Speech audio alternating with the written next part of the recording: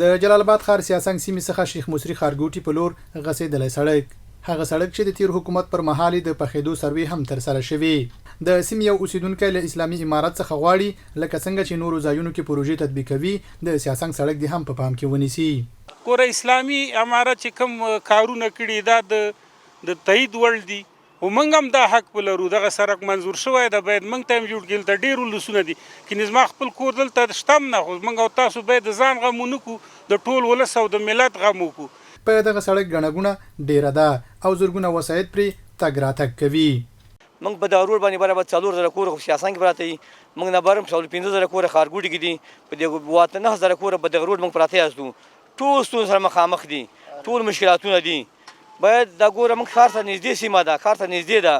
باید دې خو غم هر سړی باید وخوري حکومت یې باید غم وخوري حکومت راسي وګرځي. دغه راز دوی وایي که چیرې د شیخ مصري سړک ورغول شي نو په سياسنګ څلور لارې او ښار کې به ترافیکي ګڼه ګوڼه ورسره کم شي. که دا سړک پوخ شي په جلال آباد ښار باندې بیروبار کم شي ځکه همداسې باروبار به پتیوا ته وځي خلک او خوږیاڼو ته به هم ځي او حصارک ته به هم ځي او ازرې ته به هم ځي ځکه دا سړک د سیادي سړک نه ده دا د لوګر ولایت او د کابل ولایت هم دې پورې تړلی ده ننګرهار خو پرېږده بیا ما په اسلامي امارت باندې غږ ده چې زموږ غږ دې واوري او دا سړک دې راته پوخ کړي لکه څه خلک چې نورو خلکو ته دوی پروژونه لري موږ باندې دې موکي. په ټوله کې کومو سیمو ته چې سړکونه نه وي پاخه شوي نو تر ډیره له بېلابېلو پرمختګونو وروسته پاتې وي.